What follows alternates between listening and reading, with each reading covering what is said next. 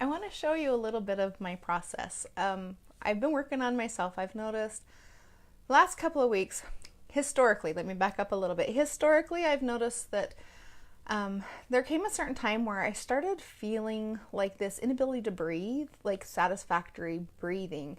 And I mean, I could breathe fine and breathe in, breathe out. And I've been a deep belly breather for many years. And so the first time it happened, I really didn't understand it. And it kind of progressed and got worse and worse. And I was being told by people, I'm just going to say people,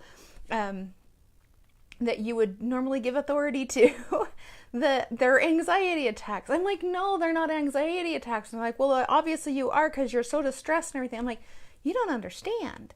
This started, and after it kept getting worse and worse over the course of a couple of weeks, then I started to panic because I can't breathe, and it was upsetting me that I felt like I couldn't breathe even though I could. And about 2 years ago, I learned that it actually has a name. It's called air hunger. But I thought it was really interesting because I know it's not associated with asthma. It's not my allergies. It's not all these other things. And one of the things that I talk to people about is if you go back to when it first started, what happened just before that? And it was a massively stressful time in my life, emotionally stressful. It wasn't like physical stress or running here and have too much to do. It was my perception of life was really stressed.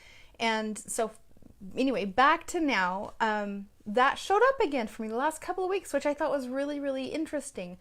And it didn't occur to me until yesterday because I've learned that I tend to hold a lot of my stress down here in my diaphragm, and I learned to work through my diaphragm as far as, when I'm checking in and doing energy work on myself, I will check that now. And so it went away, and it went away fast, and it stayed away for quite a while. And I was super excited. It's like, yay, I'm done. And, finished healing that, and how exciting, right? And so when I started having this show up, I was kind of feeling confused because I thought I was done with this, and I started checking in, and I mean, there was some little residual stuff, but really nothing that was coming up. So I thought, okay, well, I'll just sit on this and see what shows up. And I started noticing how much I was holding my breath. And usually when I think of holding your breath, you think about holding your breath on the inhale. So you breathe in, and then maybe you'll hold your breath, and you just won't think about it, and then you'll exhale and inhale, hold your breath. And so a lot of times when we have stress or trauma, especially if it's like past stress or trauma that's being triggered, stuff like that will come up, and we'll think it's about right now when it's really not. And so yesterday, after I did my time in the sunshine, it put me in a really good place, and I had some thoughts come up. And one of the thoughts was, it is safe to breathe. And immediately I felt in my body that tension of, it is not safe to breathe. And I was like, well, that's really interesting. I know what to work around now. And so this morning after I got out of bed, I started doing some work on that. And I wanted to show you something because to me, it's significant, and I wanted to kind of show you a little bit about what this process looks like. So I will make sure that the camera gets turned around instead of stopping the video. So I wanted to show you this. So is it safe to breathe? And then there was some stuff that I found, like I had a psychic trauma, which is, I explain a psychic trauma that it's kind of like with chemistry class. If you mix two single things together, two elements, you get something that's completely different than their separate elements. And so I'll go in and sometimes I'll find those things. And so then there was an image that came up, and it was when I was at a Sunday school party, and I was feeling mocked and ridiculed, and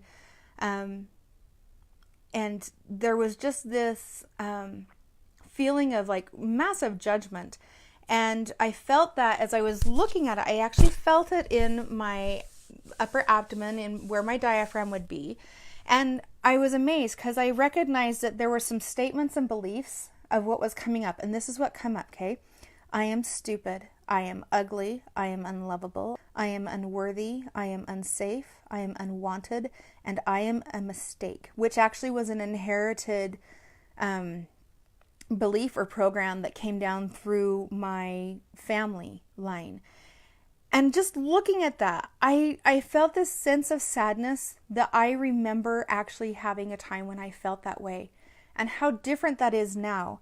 And so I went through and I cleared all of that out.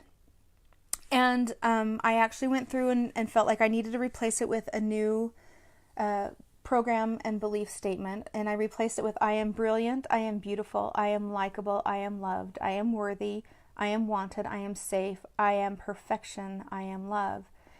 And I just wanted to share that with you because that's a layer. You can have these different physical experiences that you're having in your life that don't have anything to do with what's going on now, except for the fact that it's triggering back old hurts, old traumas, old beliefs, things that you felt very, very intensely when you were younger.